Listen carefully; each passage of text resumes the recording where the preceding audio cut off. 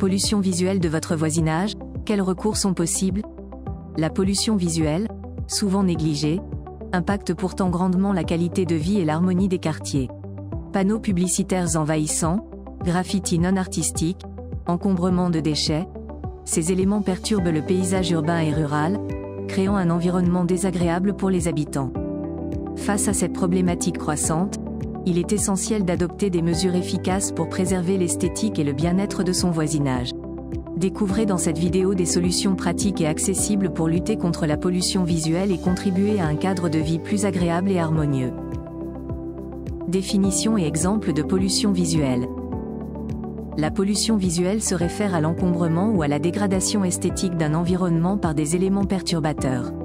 Elle peut nuire au cadre de vie et affecter le bien-être des habitants.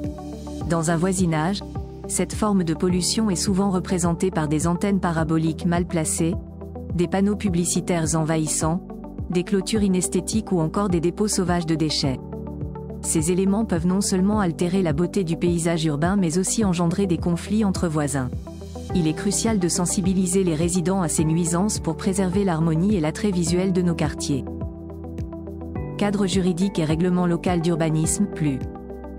En France, bien qu'il n'existe pas de législation nationale spécifique pour la pollution visuelle, un recours en justice est possible, car cela enfreint entre autres le Code civil et le Code de l'urbanisme.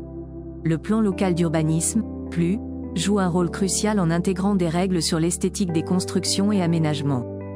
Il peut imposer des contraintes sur les matériaux, les couleurs ou encore la hauteur des bâtiments afin de préserver l'harmonie visuelle du cadre urbain. Pour les habitants, consulter le PLU de leur commune est essentiel pour comprendre les normes locales et éviter tout litige potentiel lié à l'apparence de leur propriété. Recours en cas de conflit et rôle des collectivités locales. En cas de conflit lié à la pollution visuelle, il est recommandé de privilégier d'abord le dialogue avec le voisin concerné. Si cette approche échoue, une médiation peut être envisagée pour trouver un compromis sans recourir aux tribunaux. Si aucune solution amiable n'est trouvée, une procédure judiciaire peut être engagée. Il sera alors nécessaire de démontrer que la nuisance est anormale et cause un préjudice réel. Les collectivités locales jouent également un rôle clé dans la gestion de ces conflits. Elles ont le pouvoir de sanctionner les infractions aux règlements locaux, notamment ceux définis par le plan local d'urbanisme, PLU. Si votre voisin persiste à ne pas vouloir prendre ses responsabilités suite aux différentes procédures déjà menées, vous pourrez saisir les tribunaux via le formulaire CERFA 16042-01.